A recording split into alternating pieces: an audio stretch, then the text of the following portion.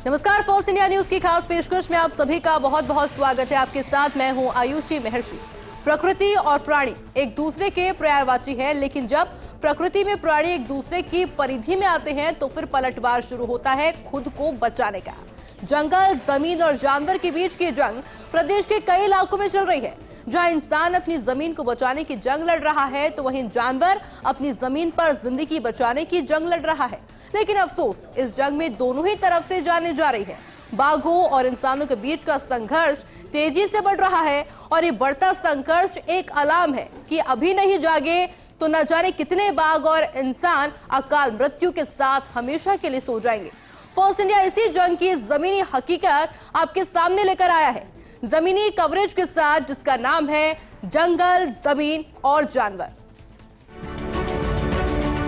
रणथंभौर ने अकेले ने सवाई माधोपुर को विश्व के पटल पे ला दिया है।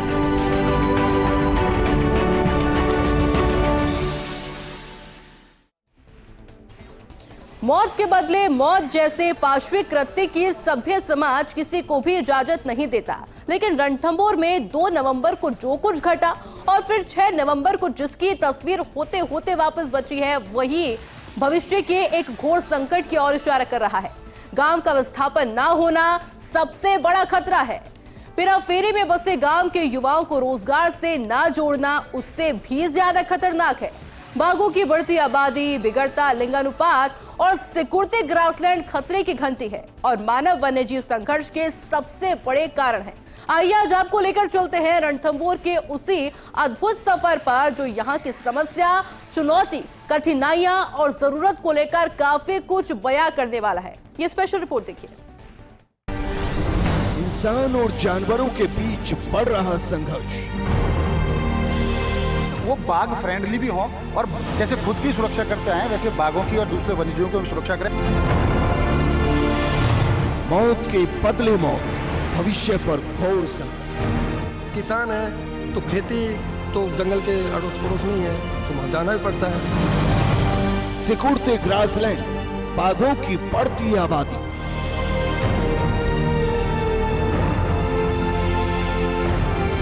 बिगड़ता लिंगानुपात भी बन रहा खतरे की घंटी। रणथंभौर को बाघों की फैक्ट्री कहा जाता है। यहाँ बाघों की बढ़ती आबादी एक चुनौती भी है। पिछले दिनों जिस तरह के घटनाक्रम हुए, निश्चित तौर पर वो दुर्भाग्यपूर्ण थे। एक बाघ के हमले में ग्रामीण की मौत हो जाना और प्रत्युत्तर में बाघ को मौत के घाट उतार देना। रणथंभौर के सामने क्या है समस्या, किस तरह की हैं चुनौतियाँ, आज हम आपको रणथंभौर के एक रोमांचक सफर पर लिए चलते हैं। प्रदेश में बढ़ती वन्य जीवों और मानव संघर्षों की घटनाओं ने सोचने पर मजबूर कर दिया।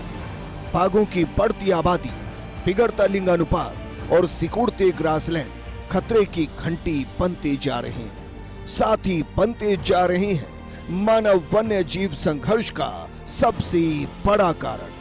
पहले गोगुंदा में लेपर्ड अटैक, करीब 10 लोगों की मौत, और अब रणथंभौर में वन्य जीव मानव संघर्ष पूरी शिद्दत से इस बात की तरफ इशारा कर रहा है कि भविष्य में इस संघर्ष को टालने के लिए मजबूत, ठोस, दीर्घकालिक और तकनीक सम्मत योजना बनाकर उस पर जल्द काम शुरू करना होगा। रणथंभौर की कुंडेरा रेंज के नजदीक बसी उलियाना गांव में 2 नवंबर को बाघ के हमले में ग्रामीण भरतलाल मीणा की मौत हो गई। इस मौत का प्रतिशोध कितना खतरनाक हो सकता है, इस बात का अंदाजा लगाना भी शरीर में सिरहन पैदा कर देता है। ग्रामीणों ने भरतलाल की मौत का बदला लेते हुए बाघ T86 को मौत के घाट उतार दिया। मुआवजा तय होने तक बाघ के शव को भी वन विभाग को नहीं दिया गया। इस घटना के कारणों का पता लगाने जब first India news ground zero पर पहुंचा तो ग्रामीणों की पीड़ा का पता चला तो उन्हें बरसों से वन्य जीवों के साथ रहने के बाद भी वन्य जीवों का दोस्त नहीं बना पा रही।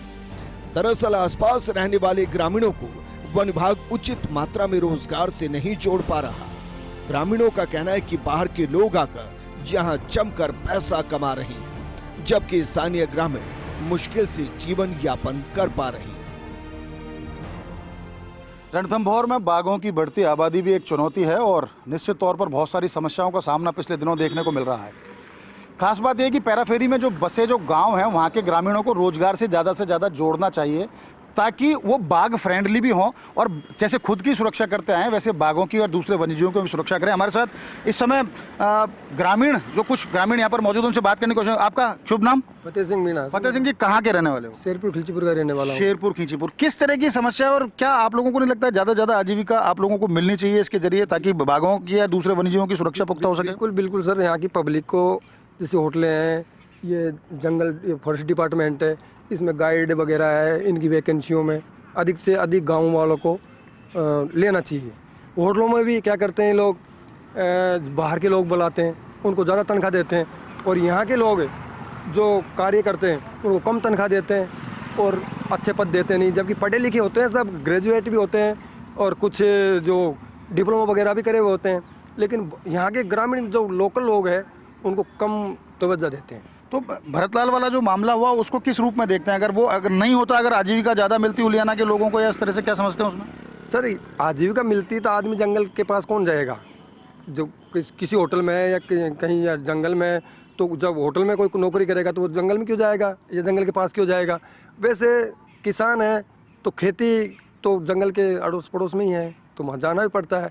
अभी जानवर यहाँ क्या जो टाइगर है, टाइगर शायद मेरे हिसाब से ज़्यादा मात्रा में है, इतना एरिया है नहीं, जबकि एक टाइगर को 12 कोस का एरिया चाहिए। तो उसमें क्या टाइगर आपस में लड़ते झगड़ते हैं, जो ताकतवर होता है वो तो उसके एरिया में रह जाता है, जो कमज़ोर होता है वो बाहर निकल जाता है। तो बाहर निकल के फिर वो या तो जानवरों पर हमला करता है या इंसानों पर हमला करता है। बिल्कुल सही कह रहे हो आप। रामेश्वर जी, आप कौन से गाँव से हैं? मैं छारोदा गांव से, यहाँ से 6 किलोमीटर दूर है। छारोदा। क्या लगता है आपको कि यहाँ और ज़्यादा नए रूट्स खोलने चाहिए, या किस तरह की समस्या है ग्रामीणों का, जो इंसान और बाघ का जो एक में आपस में टकराव हो रहा है, वो किस तरह से रुक सकता है? केवल जो पर्यावरण प्रकृति प्रेमी है जो, और गांव वालों के लोगों को एक रोजगारों को लेकर जिस प्रकार से अवसर खुलना चाहिए, वो केवल अभी तक केवल सपने हैं। पीढ़ी दर पीढ़ी सपने ही देख रही है। धरातल पे सपनों को साकार करने के लिए सरकार के पास में पॉलिसी होना चाहिए। हालांकि कर भी रही है सरकार, वो कोई बात नहीं, लेकिन जिस लेवल पर धरातल पर जीरो ग्राउंड लेवल पर आकर जो सच्चाई है, ये यहाँ के रोजगार को लेकर तलाशना चाहते हैं। यहाँ के युवा भी आज बाहर जा रहे हैं। तो मेन समस्या हम चाहते हैं प्रकृति को, हमारे बाप दादा यहाँ जंगलों में रहते थे, हमने धीरे धीरे वो सारी चीज़ें लकड़ी काटना अपने आप बंद कर दिया, क्योंकि सब चाहते हैं ऑक्सीजन लेना।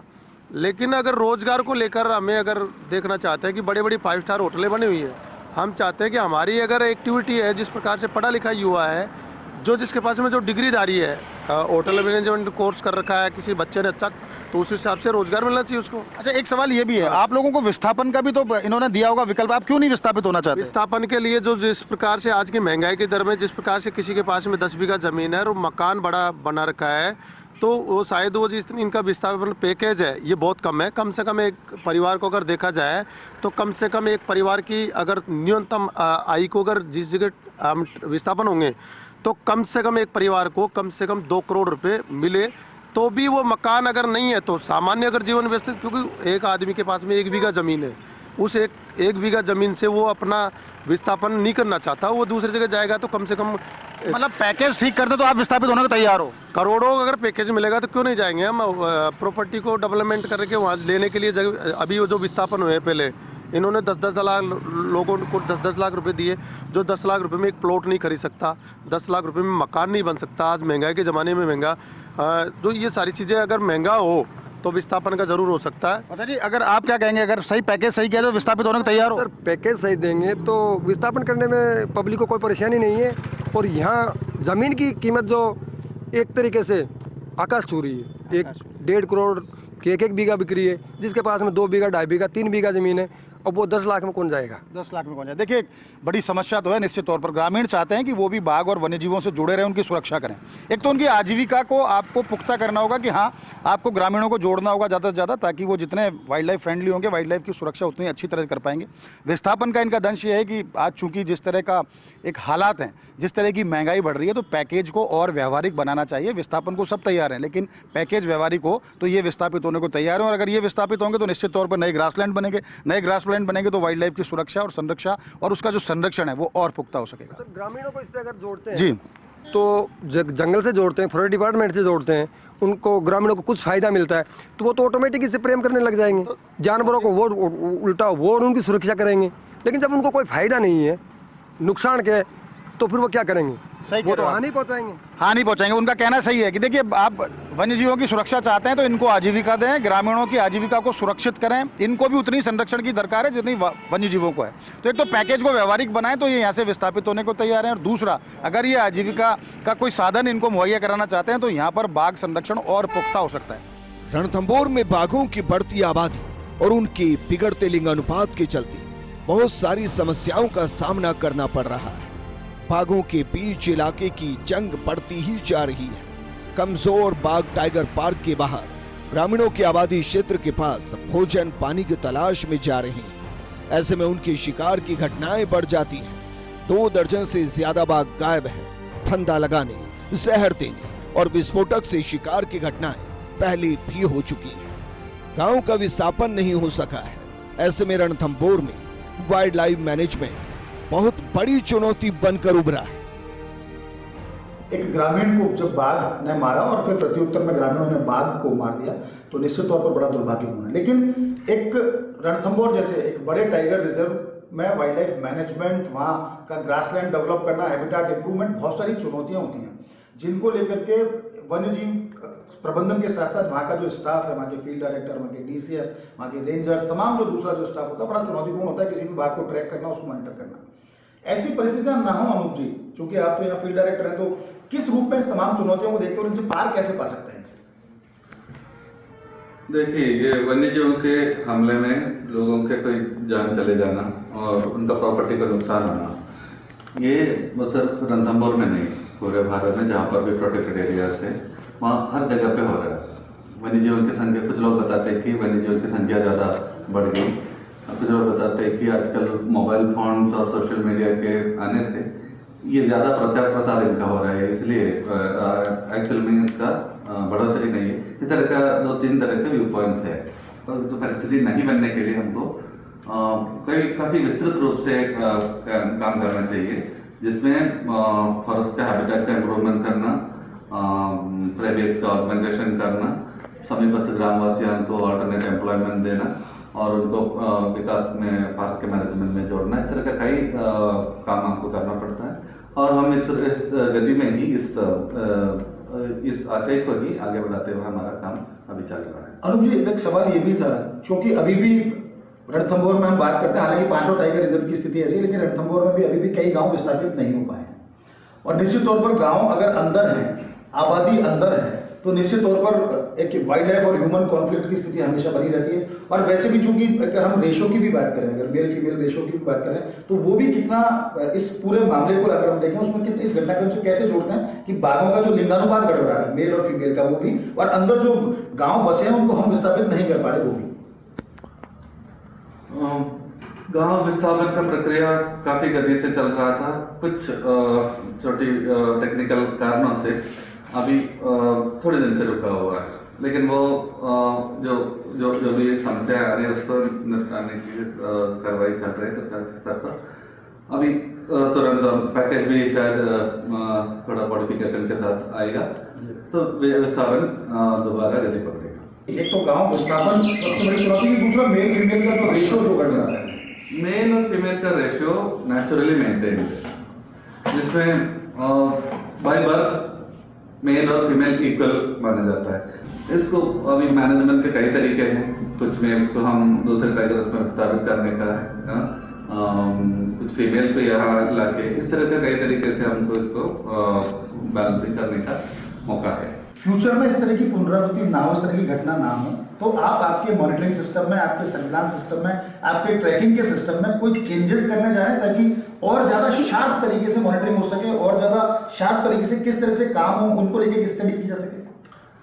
हमारा टाइगर मॉनिटरिंग अभी एक, मैं समझता हूँ उसका परफेक्ट सिस्टम है।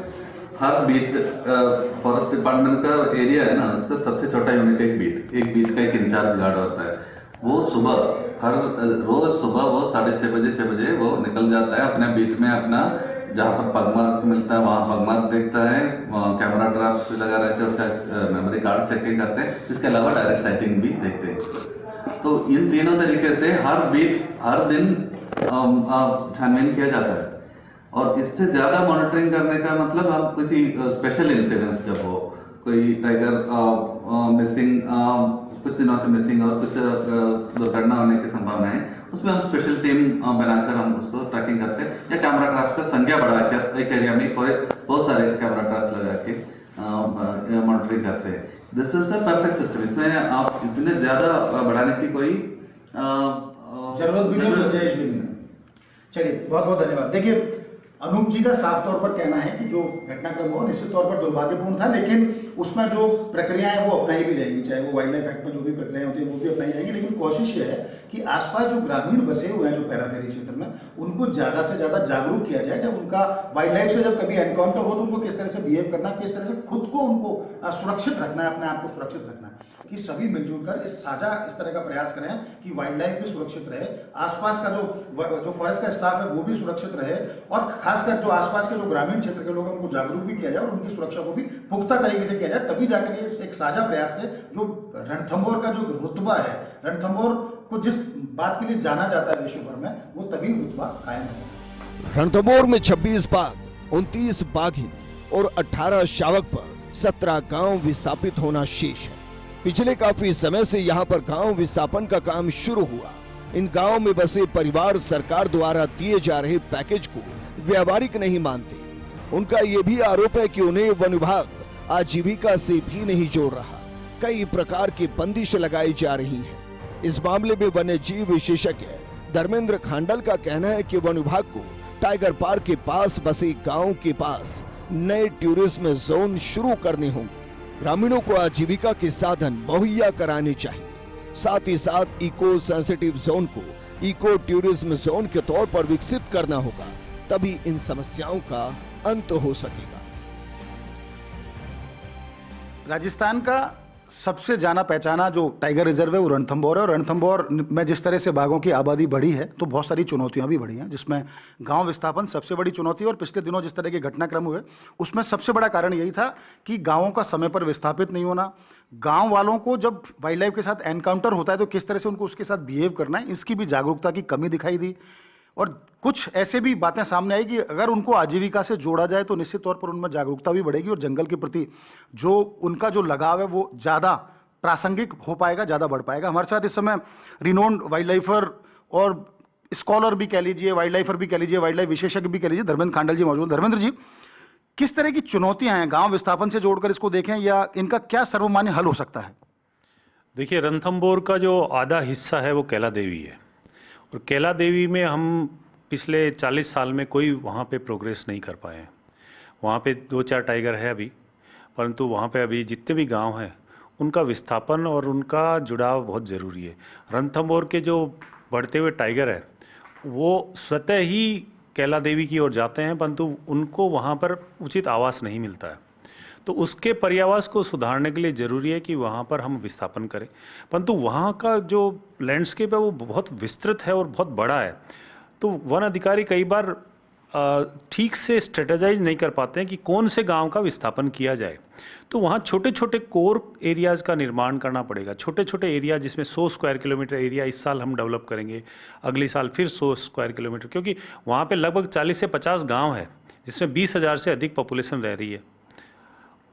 5,000 परिवारों का जब विस्थापन करना हो तो बहुत बड़ी बात है, परंतु कुछ गाँवों का विस्थापन हो और कुछ गाँवों को जंगल के रोजगार से पॉजिटिवली जोड़ा जाए, और रणथंभौर के आसपास जो भी गांव है उनके साथ भी ये करने की जरूरत है। आरटीआर की हम बात करें, आरटीआर फर्स्ट की बात, हम रणथंभौर की बात करते हैं तो चूंकि 10 यहाँ जोन अलग अलग बना रखे हैं, कोर जोन्स हैं, उसके बाद बफर की बात करें 6 से 10, लेकिन क्या जो नए और जोन या रूट्स तैयार करने की ज़रूरत है आसपास के जो बसे ग्रामीणों को, क्योंकि विस्थापन जैसे हमने पहले भी कहा विस्थापन तो बहुत ज़रूरी है ही, उनको आजीविका से जोड़ना कितना ज़्यादा ज़रूरी है? और इस तरह की कॉन्फ्लिक्ट जब ह्यूमन वाइल्ड लाइफ कॉन्फ्लिक्ट होता है और उसमें अगर मौत का बदला मौत की तरह लिया जाए जिस तरह से भरतलाल मीणा के केस में, तो इन सबसे बचने का क्या फार्मूला हो सकता है? देखिए, पहली बात तो मैं आपको दुरुस्त करूं कि 6 से 10 जो है वो बफर नहीं है, वो भी कोर का ही हिस्सा है। रणथंभौर का बफर है बूंदी में, तो ये जो कोर और बफर का जो मसला है इसको हमें ठीक करना पड़ेगा। पहले रणथंभौर के चारों तरफ हमें लगभग 1 किलोमीटर एरिया का बफर चाहिए जिसमें कई तरह की मानवीय गतिविधियाँ अलाउ हो सकती है। आज वो अपराध की श्रेणी में तो आती है, आज भी वहाँ गाय बकरी चराई जाती है, परंतु वो अपराध की श्रेणी में। आज उन गाय और बकरी चराने वालों को अगर हमें जोड़ना है तो उस क्षेत्र में छोटा मोटा टूरिज़्म, छोटी मोटी एक्टिविटी वो कर सके, ये बहुत ज़रूरी है। आज वो कर नहीं सकते क्योंकि CTH के इस तरह के रूल है कि आप सर्टेन परसेंटेज ही रणथंभौर में खोल सकते हो। आज अगर माने कि अगर हम उलियाना की बात करें, वहाँ केवल 2 गाइड है। उन 2 गाइड की जगह अगर वहाँ पे 20 लोग इस रोज़गार से जुड़े हुए होते तो रणथंभौर में वो गांव आज इतना अलूफ और अलग थलग नहीं होता। वो भी हमारे साथ मेन स्ट्रीम में जुड़े हुए होते। वो केवल आज अवैध खनन और अवैध तरह के काम में कुछ लोग लिप्त हैं, परंतु ज़रूरी है कि उन लोगों को हम अपने भाई समझें और उनको हम अपने साथ लाएं और तब जाकर के रणथंभौर का सर्वांगीण विकास होगा और हमारे टाइगर सुरक्षित रहेंगे। अगर हम अब बात करें, क्योंकि अब चूंकि टूरिस्ट सीजन भी शुरू हो चुका है और टूरिस्ट की संख्या भी बढ़ेगी, ऐसे में कंट्रोल्ड टूरिज्म और उसके अलावा ऐसी कौन सा फॉर्मूला हो सकता है खांडल साहब कि जिसको लेकर के अगर ह्यूमन और हम एनिमल कॉन्फ्लिक्ट की बात करते हैं वो कम हो, इसके अलावा यहाँ किस तरह के नए रूट्स और बन जाएं, इसके अलावा और यहाँ का हैबिटेट इम्प्रूवमेंट की हम जहाँ तक बात करते हैं उसमें उसको लेकर के बहुत सारी खामियां, उसको किस तरह से दुरुस्त किया जाए? देखिए, रणथंभौर के चारों तरफ एक इको सेंसिटिव जोन है, उसमें कई तरह के प्रतिबंध है जो कि वाकई देखें तो इको सेंसिटिव जोन में कोई प्रतिबंध कम होते हैं, लोगों को जुड़ाव करने के प्रयास ज़्यादा होते हैं। इको सेंसिटिव जोन की जगह उसको इको टूरिज्म जोन की तरह हमें लेना पड़ेगा ताकि लोगों को हम उसमें इस तरह से प्रकृति के साथ जोड़ें कि उनके रोज़गार भी बढ़े और उनके प्रकृति के प्रति जो जुड़ाव है उसमें भी बढ़ोतरी हो। परंतु इसकी बजाय हमने क्या कि ये घर नहीं बना सकता, यहाँ पर ये फलानी एक्टिविटी नहीं होगी, जबकि ये एक्टिविटी किसी भी तरह इको सेंसिटिव जोन में प्रतिबंधित नहीं है। परंतु प्रशासन और सरकार के कुछ लोग ऐसा लगते हैं कि केवल लोगों को रोकते हैं, तो यहाँ पे परसेप्शन बन गया कि वन मतलब कोई ऐसी चीज़ जो उनको हर चीज़ से रोकती है, उनके विकास को रोकती है। जबकि रणथंभौर ने अकेले ने सवाई माधोपुर को विश्व के पटल पे ला दिया है। तो इसने बहुत बड़ा बात है कि हम आज रणथंभौर में हैं और इसके काम के लिए लगे हुए हैं, परंतु यहाँ के समाज को इस प्राउड को इस से गौरवान्वित होना चाहिए कि हमें ये पार्क मिला है और हम इसके पड़ोसी हैं। चलिए, बहुत धन्यवाद। देखिए, धर्मेंद्र खांडल जी का साफ तौर पर कहना है और ये बात व्यावहारिक भी है, और सबसे खास बात यह है कि हैबिटेट इंप्रूवमेंट किस तरह से किया जाए, इसके लिए टेक्निकली एक पूरा एक योजना बनाकर उसको लागू करने की जरूरत है। तभी रणथंभौर की जो एक छवि है, रणथंभौर का जो एक रुतबा है, वो तभी कायम रह सकेगा और इस तरह की घटनाओं की पुनरावृत्ति नहीं होगी। आइए अब आपको इन चुनौतियों के बीच रणथंभौर की खूबसूरती से भी रूबरू कराते हैं, जिसके बहुपाश में देश और दुनिया के वन्य जीव विशेषज्ञ, पर्यटक, शोध छात्र और फिल्म मेकर यहाँ खिंचे चले आते हैं। रणथंभौर में पिछले दिनों जो कुछ घटा निश्चित तौर पर दुर्भाग्यपूर्ण था, लेकिन इस तमाम घटनाक्रम से बिल्कुल अलग थलग ये जो पर्यटक हैं, आप देख सकते हैं रिद्धि का रोमांच या सर चढ़कर बोलता है, जिस तरह से उसका जो जादू है रिद्धि का। ये रिद्धि है बागेन T124 रिद्धि, जो कि एरोहेड की बेटी, और इसके 3 शावक भी यहीं पर हैं। ये राजबाग तालाब के पास का जंक्शन है जहाँ पर ये एक समय निर्भीक तरीके से यहाँ बैठी हुई है। देखिए, अगर रणथंभौर की बात करें तो उसको बाघों की फैक्ट्री इसीलिए कहा जाता है कि यहाँ लगातार जो बाघ हैं उनकी संख्या बढ़ी है। खास बात यह है कि जोन नंबर 1 से 5 तक की हम बात करते हैं तो यहाँ पर एरोहेड T84, उसके 3 शावक, उसकी बेटी रिद्धि, T124, उसके 3 शावक, उसकी बेटी सिद्धि, T125, उसके भी 3 शावक, वो जोन नंबर 5 में है, ये जोन नंबर 3 में है। और जोन नंबर 3 में जो नालघाटी का क्षेत्र है उसमें एरोहेड ने अपनी टेरिटरी बना रखी है।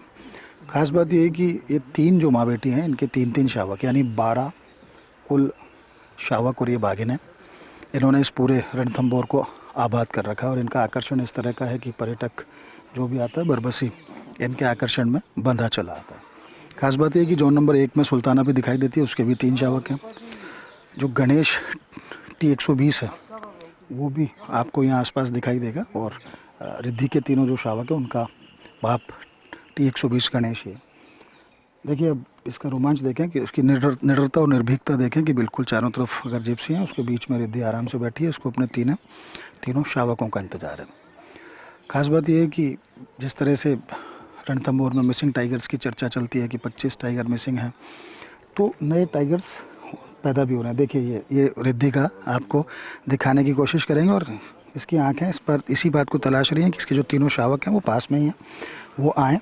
उसमें 2 मेल हैं, 1 फीमेल है। उनको इसकी कोशिश यही है रिद्धि की कि अगर वो इसके पास आएँ और खास बात यह है कि रणथंभौर को ये जो मछली का जो पूरा खानदान है, यानी कि मछली की बेटी कृष्णा, कृष्णा की बेटी एरोहेड, तो कहा जा सकता है कि एरोहेड की जो दोनों बेटियां हैं रिद्धि और सिद्धि, वो भी अपने शावकों के साथ इस पूरे क्षेत्र को आबाद किए हुए हैं।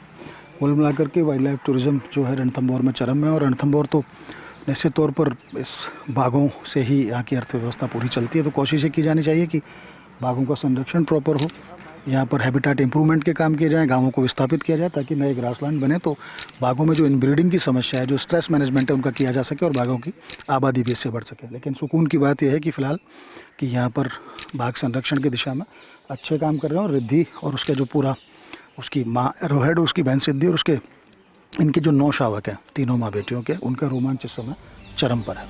रणथंभौर की चुनौतियां, खूबसूरती, जरूरत और सरकार द्वारा किए जाने वाले प्रयासों पर हमारी विशेष पेशकश अभी जारी रहेगी। कल देखिए रणथंभौर पर इस विशेष पेशकश का दूसरा भाग। Nirmal Tiwari, First India News, Jaipur. First India ने जंग की जमीनी हकीकत को आपके सामने रखा। जंगल, जमीन और जानवर पर ये थी हमारी खास पेशकश। कल फिर इसी समय हाजिर होंगे जंगल, जमीन और जानवर का पार्ट 2 लेकर। नमस्कार। रणथंभौर ने अकेले ने सवाई माधोपुर को विश्व के पटल पे ला दिया है।